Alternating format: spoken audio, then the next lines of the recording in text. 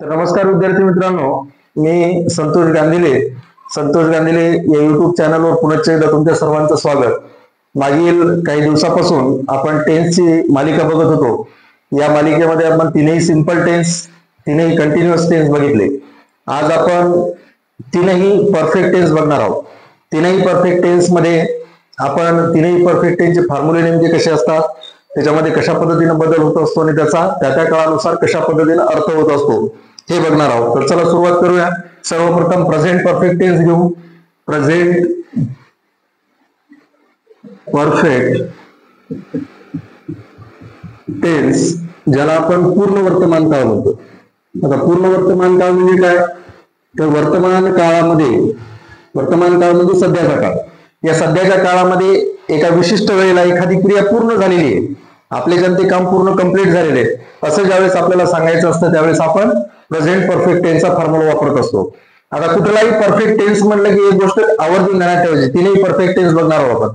कुठलाही perfect tense म्हणलं की 101%, 101% त्या ठिकाणी क्रियापदाचं तिसरं म्हणजे तिसरंच रूप असतं आणि त्याच्या अगोदर त्या काळानुसार क्रियापदे सहाय्यकारी क्रियापद असतात. मग याचा वर्क फॉर्म्युला काय होईल, सुरुवातीला सब्जेक्ट असेल, त्यानंतर हॅव किंवा हॅज यापैकी एक सहाय्यकारी क्रियापद असेल, त्याच्यानंतर क्रियापदाचं तिसरं रूप असेल आणि शेवटी ऑब्जेक्ट असेल. बघा या फॉर्म्युल्यामध्ये जर एखादं वाक्य जर दिसलं तर 100% समजायचं की दिलेले वाक्य प्रेझेंट परफेक्ट टेन्स आहे. आता कसा ओळखायचा प्रेझेंट परफेक्ट टेन्स, आता या ठिकाणी क्रियापदाचं किती रूप आलेलं आहे, तिसरं रूप आलेलं.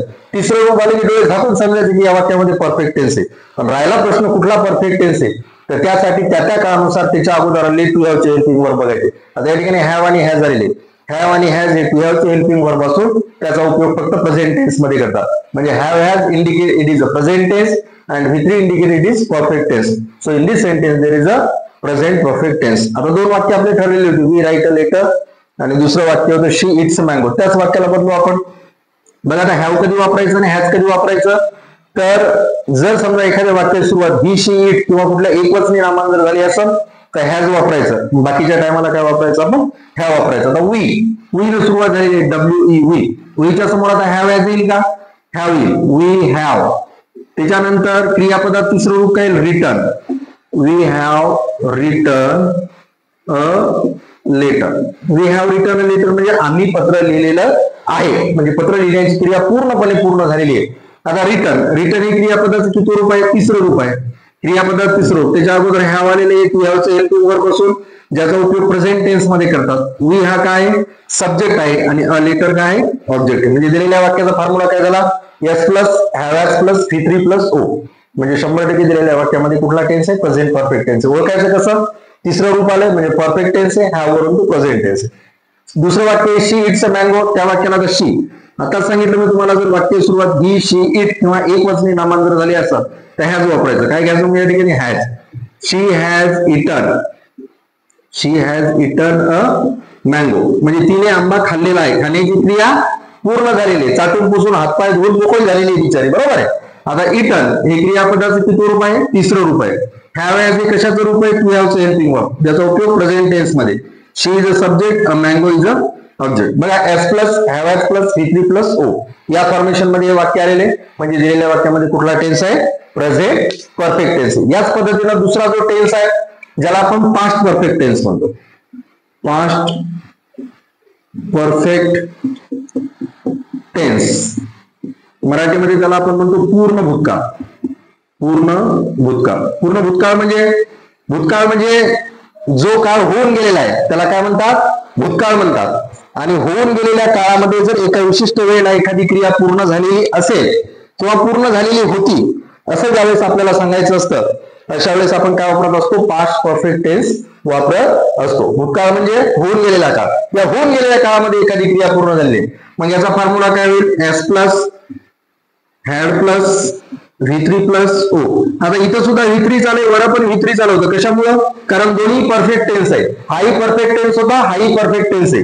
आणि परफेक्ट टेन्स म्हणलं की परफेक्टली क्रियापदाचं तिसरं रूप असतं. पण त्या अगोदर त्या काळानुसार क्रियापद सहाय्यकारी क्रियापद वापरतात. प्रेझेंट असल्यामुळे त्या हॅव हॅज वापरला, आता इथं पास्ट आहे त्याच्यामुळे आपण ऑब्विसली काय वापरणार, त्या ठिकाणी हॅड वापरणार. आता हेच वाक्य तुम्ही बिल्ड करायचे आपल्याला. वी हा सब्जेक्ट जशाला तसं राहील. आता इथे हॅव घेतला, इथं काय घ्यायचं म्हणजे आपल्याला हॅड घ्यायचं. कशामुळं, कारण पास्ट टेन्स आहे. इथं क्रियापदात तिसरं रूप, इथे तिसरं रूप आहे आपल्याला return. We have written a letter, म्हणजे आम्ही पत्र लिहिलेलं होतं. पत्र लिहिण्याची क्रिया भूतकाळामध्ये एका विशिष्ट वेळेला पूर्ण झाली होती. रिटन हे क्रियापदाचं तिसरं रूप आहे.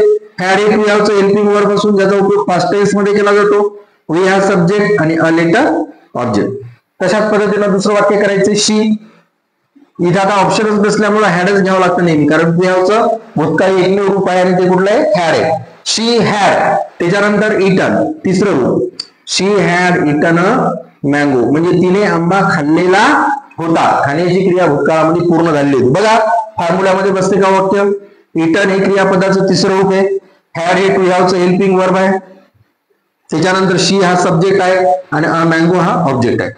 म्हणजे V3 वरून तो परफेक्ट टेन्स आणि हॅड वरून तो पास्ट टेन्स, म्हणजे दिलेल्या वाक्यामध्ये पास्ट परफेक्ट टेन्स आहे. तर हे दोन परफेक्ट टेन्स झाले, एक प्रेझेंट परफेक्ट टेन्स आणि दुसरा पास्ट परफेक्ट टेन्स. आता याच्याकडे व्यवस्थित निरीक्षण करा. दोन्ही जर फॉर्म्युल्यामध्ये तिसरं ग्रुप आलेला आहे, बरोबर? तिसरं ग्रुप आलेलं आहे.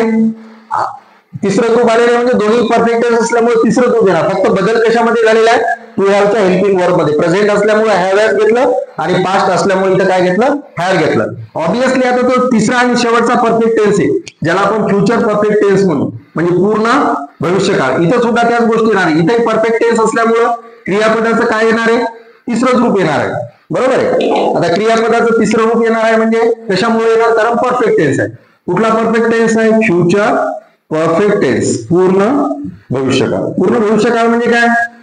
येणाऱ्या काळामध्ये, भविष्यकाळ म्हणजे आणखी होऊन नाही गेला, येणाऱ्या काळामध्ये एका विशिष्ट वेळेला एखादी क्रिया तुमच्याकडून पूर्ण होणार आहे, याची ज्यावेळेस आपल्याला खात्री असते त्यावेळेस आपण काय म्हणतो? पूर्ण भविष्यकाळाचं वाक्य वापरतो. समजा एखाद्या कार्यालयामध्ये आपण जातो आणि आपलं काम कधी होईल असं ज्यावेळेस जातो त्यावेळेस ते सांगतात उद्या दुपारपर्यंत तुमचं काम ओके झालेलं असेल.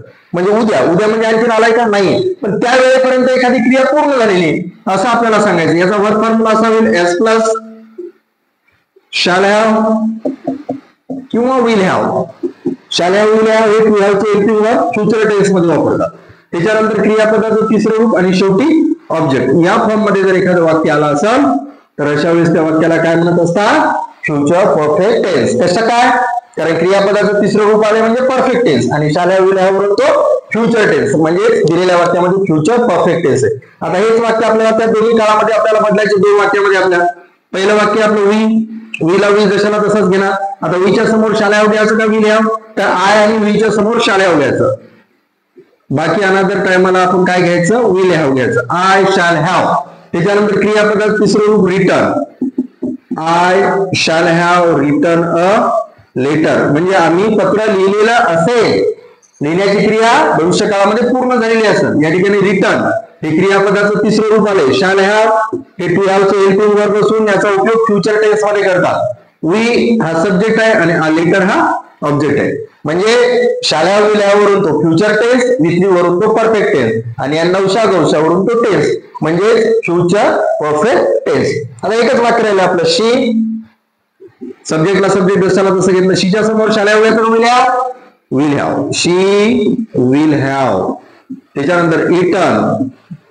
शी will have eaten a mango, म्हणजे तिने आंबा खाल्लेला असेल. भविष्य काळामध्ये एका विशिष्ट वेळेला ती क्रिया पूर्ण झालेली असेल. आता शी हा सब्जेक्ट आहे. विल हॅव, शॅल हॅव हे टू हॅवचं हेल्पिंग वर्ब, ज्याचा उपयोग आपण कशामध्ये करत असतो? फ्युचर टेन्स मध्ये करत असतो. इटन हे क्रियापदाचं तिसरं रूप आणि मँगो हा ऑब्जेक्ट आहे. ठीक आहे. या विल हॅव, शॅल हॅव वरून तो फ्युचर टेन्स, V3 वरून तो परफेक्ट टेन्स, म्हणजे दिलेल्या वाक्यामध्ये परफेक्ट टेन्स आहे. तर चला परफेक्ट टेन्सच्या बाबतीत एक गोष्ट परफेक्टली तुम्हाला लक्षात असेल, कुठलाही परफेक्ट टेन्स म्हटलं की क्रियापदाचं तिसरं रूप आलेलं असतं आणि त्या क्रियापदाच्या तिसऱ्या रूपाच्या अगोदर त्या काळानुसार क्रियाचे हेल्पिंग वर्ब आलेले असतात. जसे प्रेझेंट टेन्स मध्ये हॅव हॅज, पास्ट मध्ये हॅड आणि फ्युचर मध्ये शॅल हॅव किंवा विल हॅव. तर अशा पद्धतीने हा परफेक्ट टेन्स असतो. म्हणजे त्या काळामध्ये विशिष्ट वेळेला क्रिया पूर्ण झालेली आपल्याला जर सांगायची असेल तर याचा व्यवस्थितपणे आपण उपयोग केला पाहिजे. तर तुम्हाला हा व्हिडिओ जर समजला असेल तर आपल्या चॅनलला सबस्क्राईब करा आणि जास्तीत जास्त एज्युकेशन ग्रुपमध्ये हा व्हिडिओ शेअर करा. धन्यवाद.